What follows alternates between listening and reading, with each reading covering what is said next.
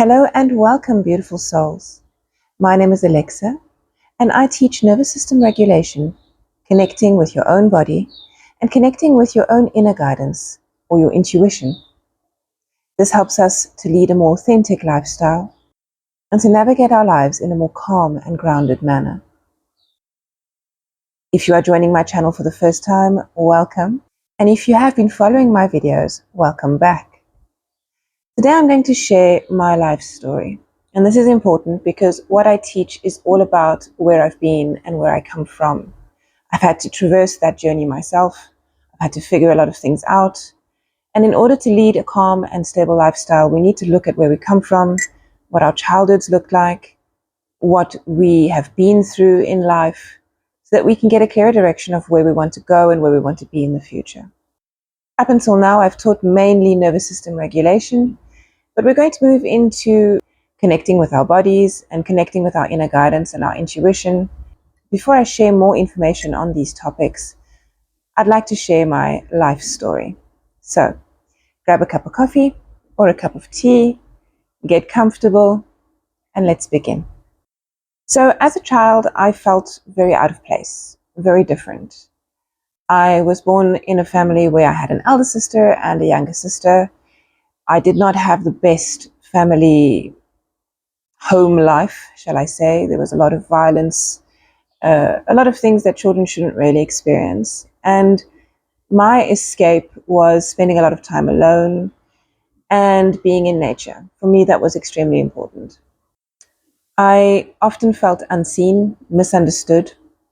And my mother said that I had a lot of imaginary friends. Now, today I know this, but back then I had no idea. I'm actually a psychic medium. I was highly intuitive, an empath. I sensed people's emotions, energies in a room. I loved connecting with animals and with nature. But I was capable of reading, perceiving, and processing energy.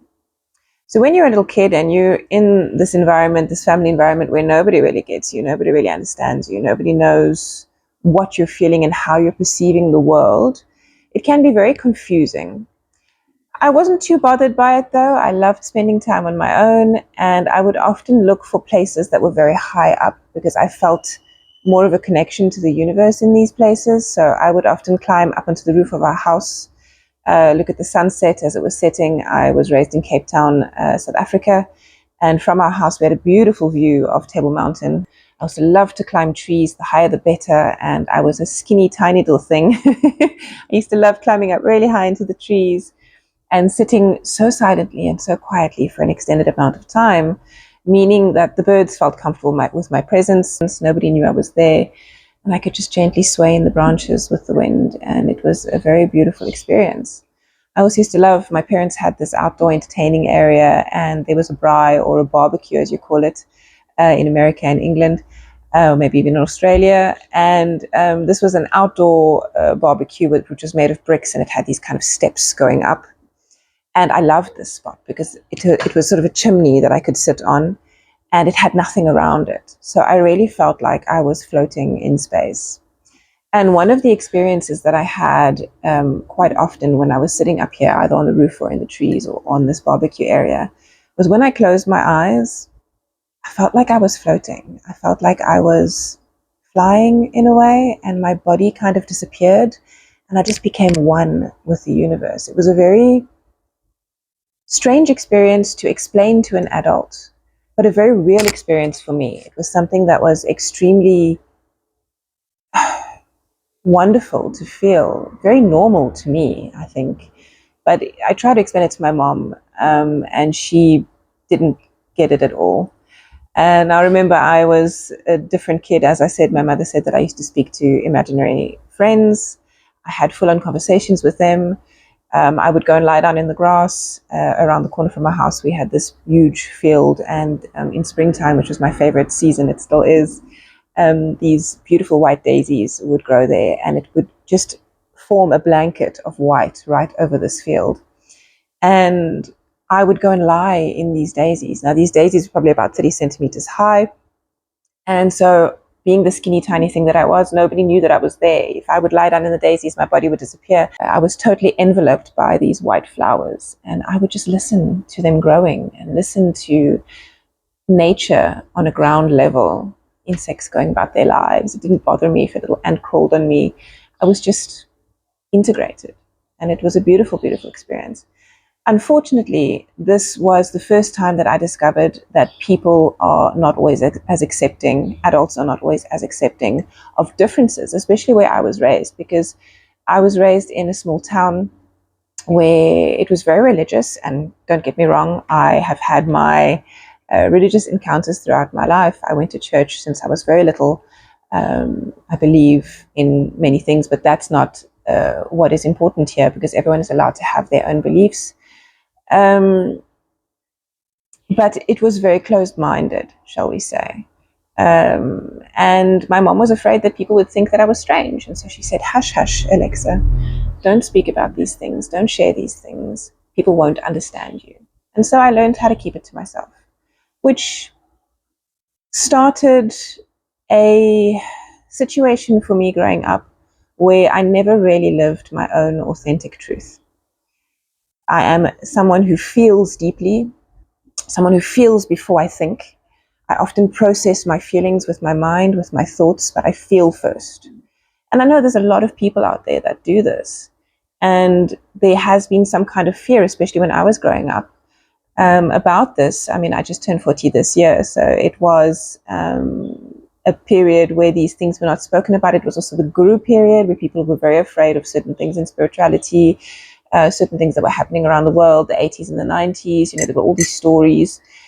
And there was a lot of fear around it and a lot of judgment, I suppose. So before we move on to my teen years, I just want to say one more thing. One of the things that I felt very deeply when I was a child, I'd say before 12 years old, and I often had this when I was sitting up in high places and just, connecting with the universe, I couldn't understand why everybody didn't know what everybody else was doing and thinking. I had this impression that everyone was connected, that no one was separate. And it was almost, the way I saw it was this interconnected web, light web, shall I say, made of light, invisible to most, but on a feeling level, I could feel it very intensely. And when I had these moments where I was one with the universe, I couldn't understand how we didn't know and feel what everyone else was doing and thinking. It was very bizarre for me. I had these moments of unity where I just understood that we're all connected on some deep feeling level.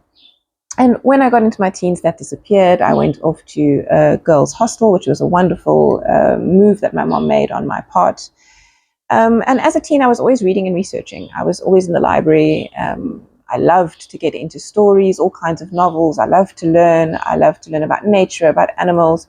And if you were looking for me, you could probably find me reading under a tree somewhere, with my back up against the tree trunk, my feet barefoot in the grass, and that is where I spent my off time. Luckily in South Africa it's sunny and we have beautiful weather here, so that was something that I was very spoiled to have. Or I was doing sport, connecting with my peers. I just loved high school. I loved the entire experience. And I was a happy teen. I had two parts to me. I was this extrovert where I would go out to sport. I was in drama club. I was in the beauty pageant of the school. I basically participated in everything that I could participate in. And I had, because of the drama club, I had this sort of way of speaking and communicating with people that made it seem like I was super confident. But actually, I always had this hidden part of myself, this quiet side, this part that just wanted to connect with nature and disappear into the universe. And because I tried very hard to hide this in my teen years, it kind of took a back seat as I integrated myself into social life and into the norms and into what people expected of me, into academics, into sport. It did take a bit of a back seat. However, even though this did take a back seat, I did have a lot of leadership roles. Prefect, I was leader of the Bible club and all of that kind of thing. And once again, I'm not going to go into religion. I have my own beliefs and you're allowed to have your own beliefs. So that's not what this channel is about at all. Everyone comes here with their own background, with their own belief systems, and that's perfectly fine. This is not what that's about. What this is about is connecting to your authentic self. So I just want to put a little disclaimer in there before people get all judgy about religion. For me, it was Bible Club because that's the way I was raised, and that was my education. It was into Christianity. So that, that's just where I found myself. And because I had this leadership role and I was part of so many different clubs and I did so many different activities, a lot of the kids that were around me, whether they were younger or whether they were peers of my own age, would come to me and tell me their life stories and their problems. And I never asked for this. I never advertised this. I never really, didn't want them to come, but I never went out and consciously searched for this. It just happened. People just felt like they could open up to me. And I was respected by my peers. I still, when I look back, am surprised. I found out in later years that I was popular, but at the time I didn't really understand why. I just knew that I wanted to be the kindest, most loving person that I could. I understood everybody. I understood people's backgrounds. When they told me something, there was never any judgment.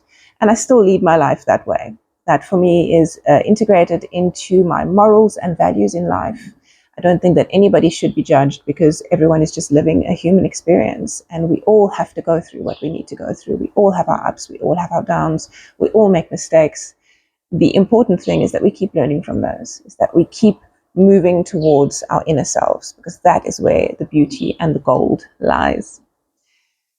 So moving through my teen years, there was a lot of sadness. I was holding on to an immense amount of sadness because of my childhood, because of my family life, but also because of that feeling of not being seen, because of that feeling of being misunderstood, and having to keep that part of myself, that very deep knowing and that intuitive part of myself, hidden.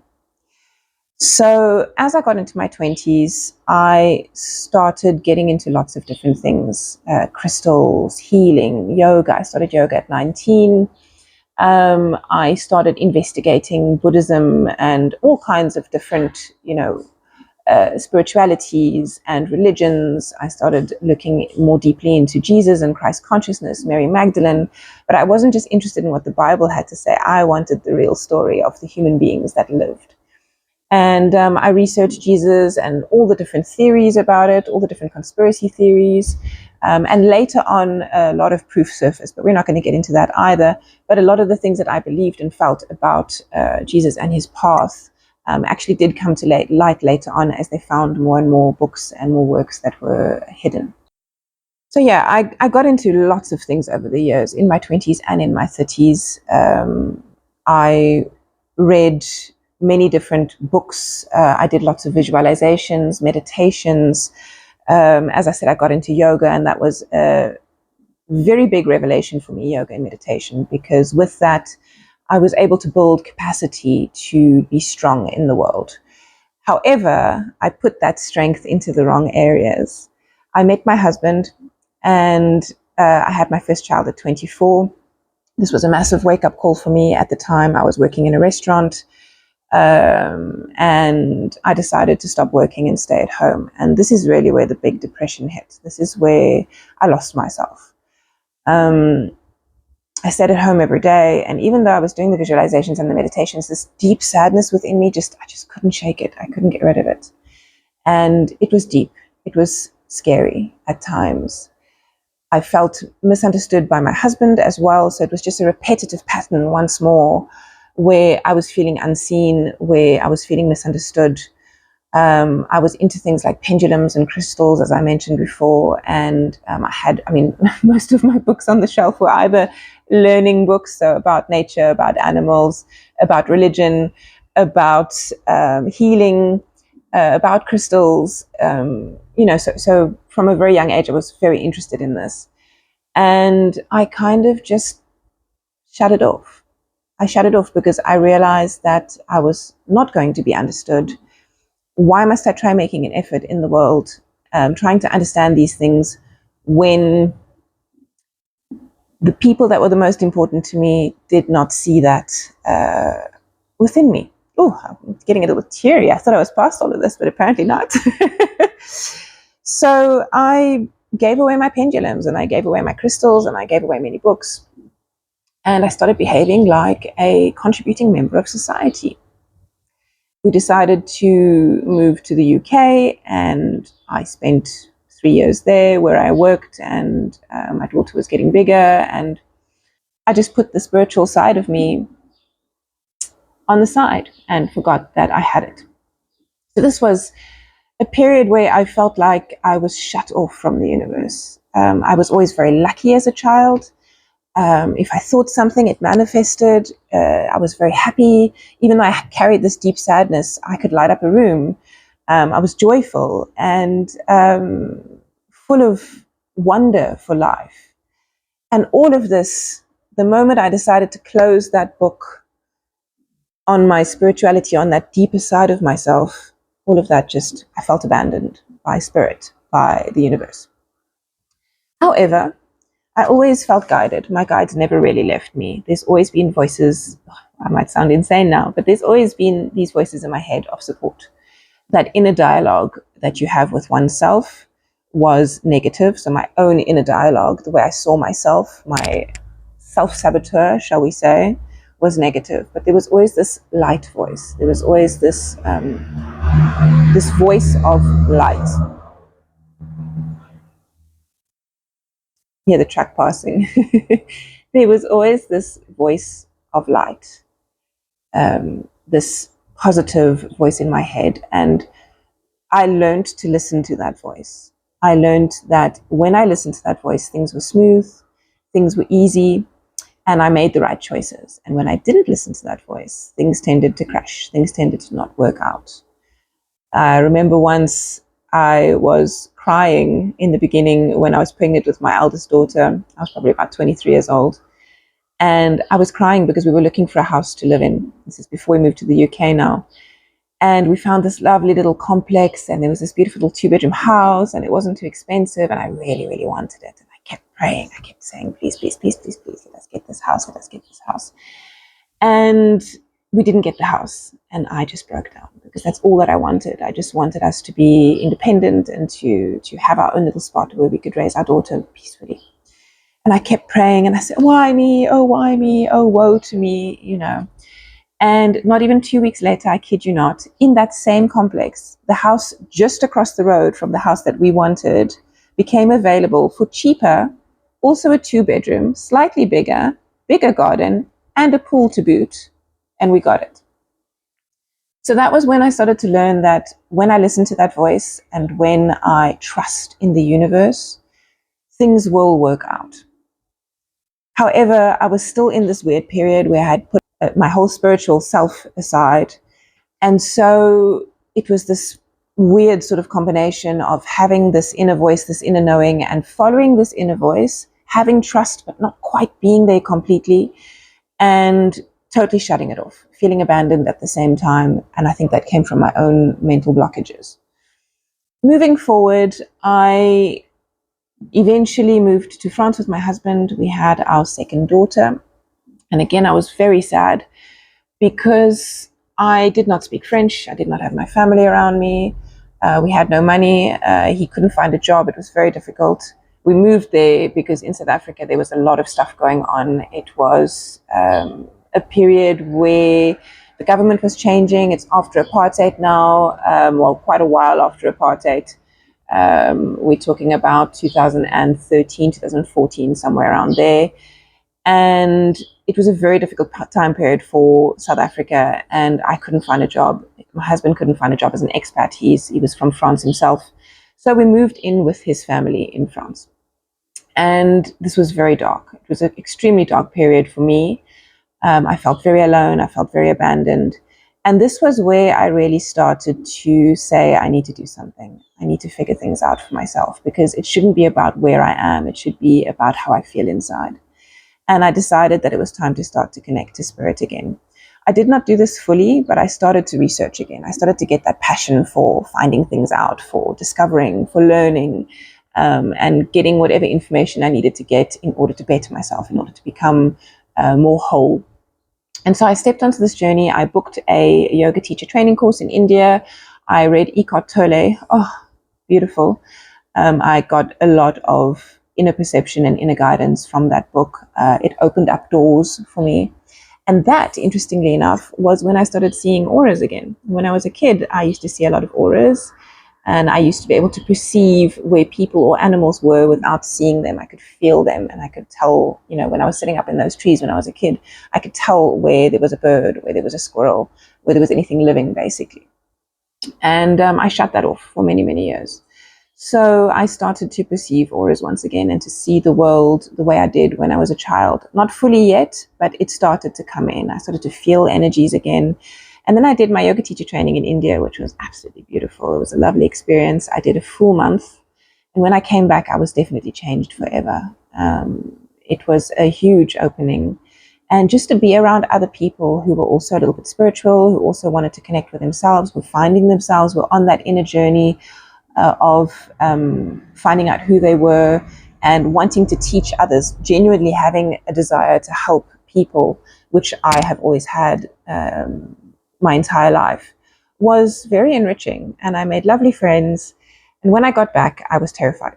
I was terrified to come back into this world with my husband, with his family, and to once again step into that role of mother, being misunderstood, and feeling caged, I suppose.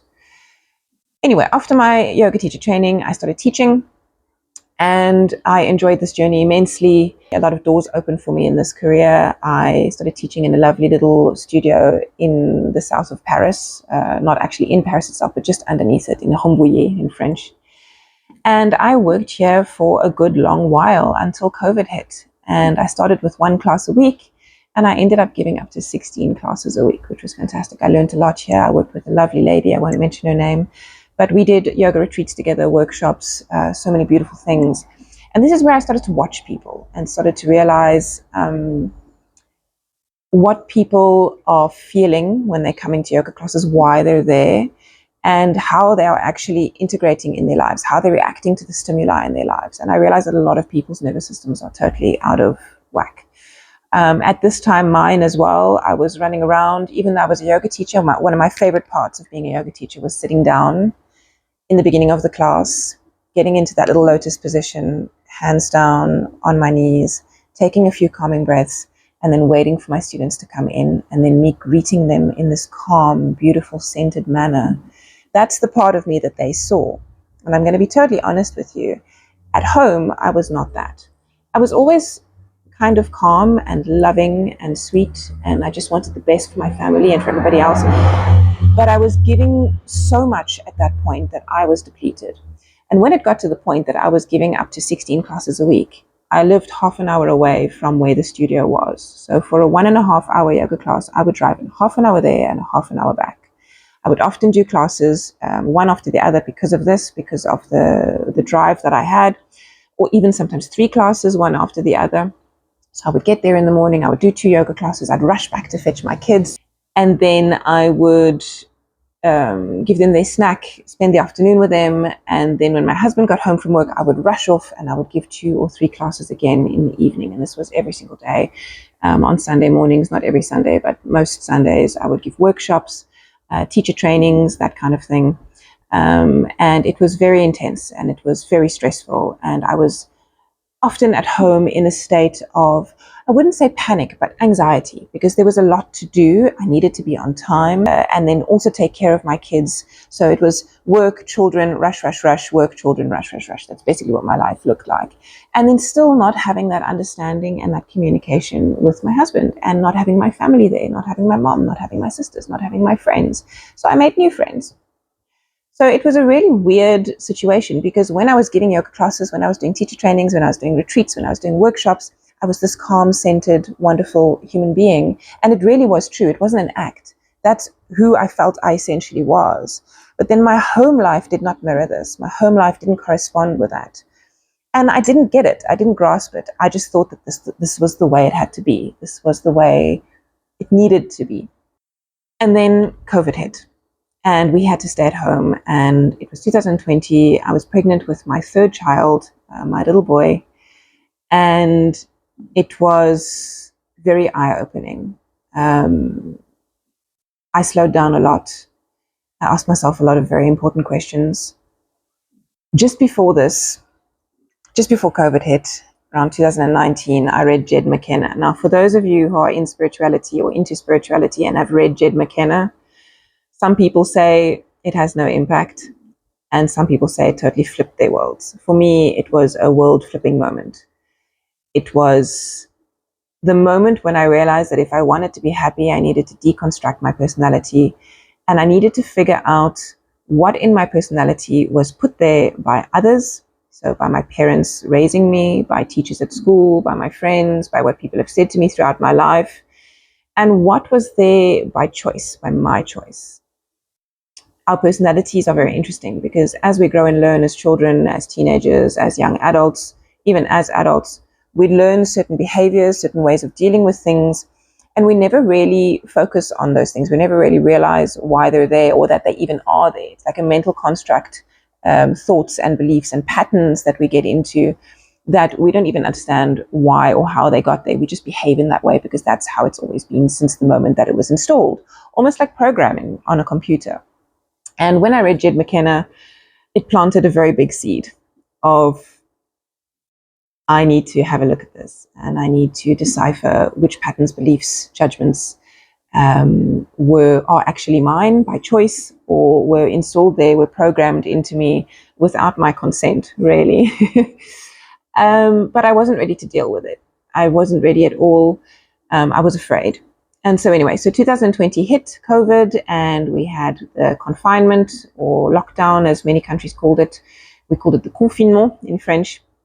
And I had to take a step back. But now being pregnant, it wasn't the time to deal with any of this. But the seed was there. The seed was growing. It was becoming more prominent. It was in the back of my mind. So after I gave birth in about 2021, late 2021, I remember it was November, I went to go and see a psychic medium. Most interesting experience. And she basically told me, and I'm not here trying to toot my own horn, everyone is different, everyone's soul journey is different.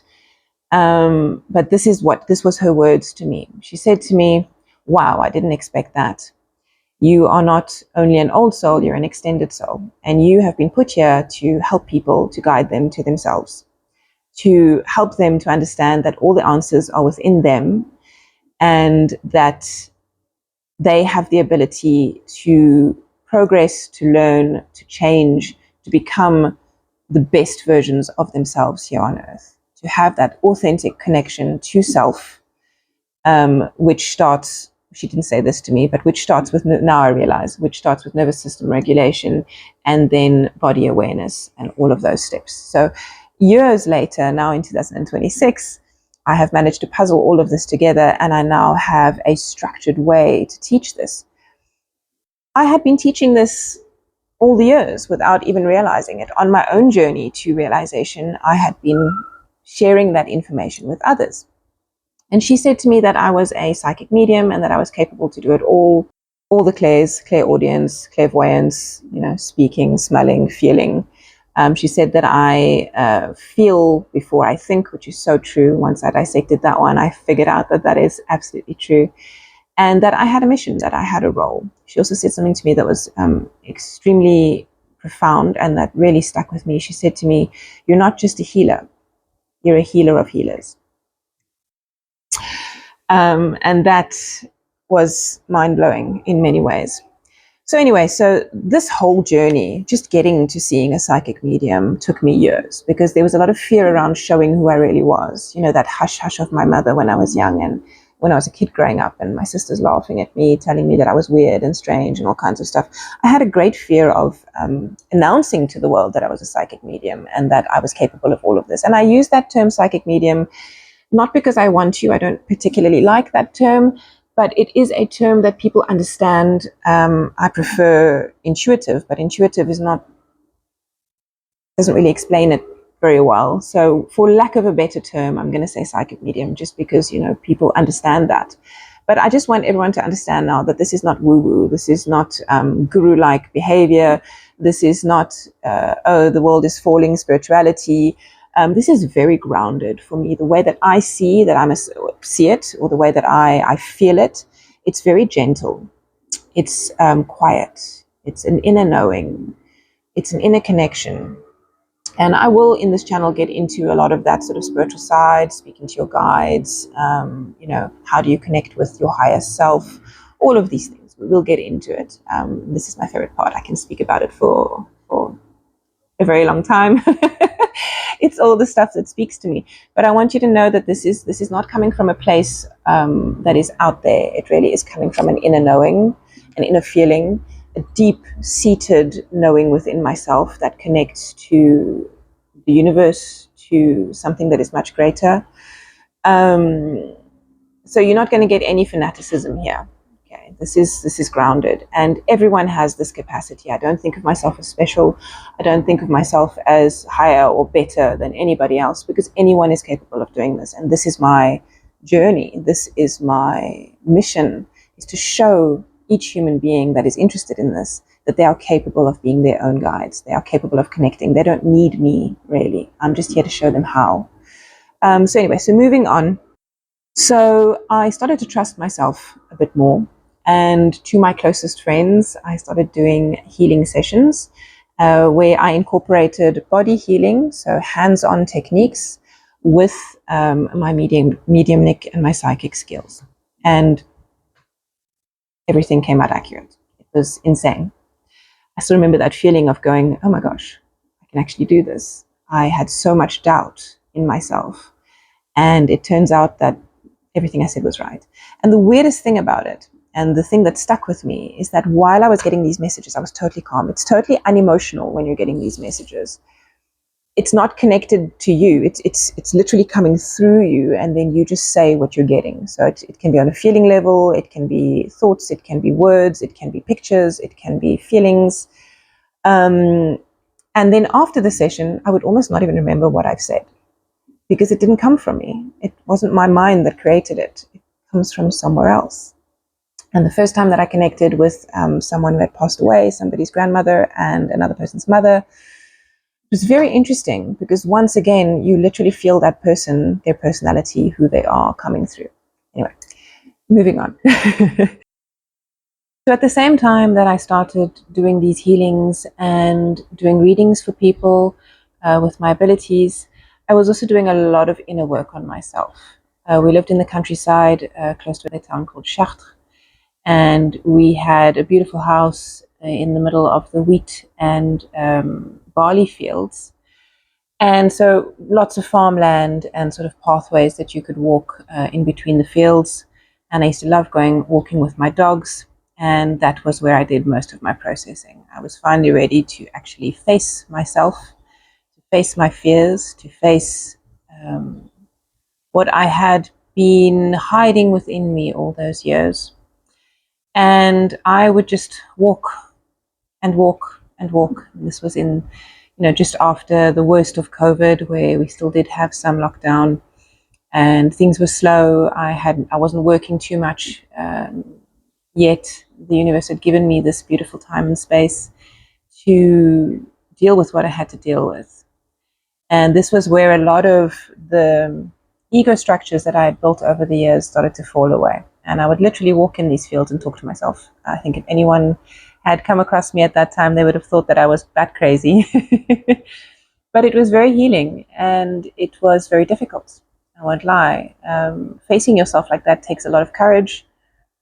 And it's, I think, one of the biggest problems with the world today is that people live very much outside of themselves, expecting outer confirmation of who they are, when they should be going inwards and facing who they are there. Because when we really turn the light on ourselves and we start to really see that personality construct and how it's been put together, then we are also able to deconstruct it and to choose what we would like to remain.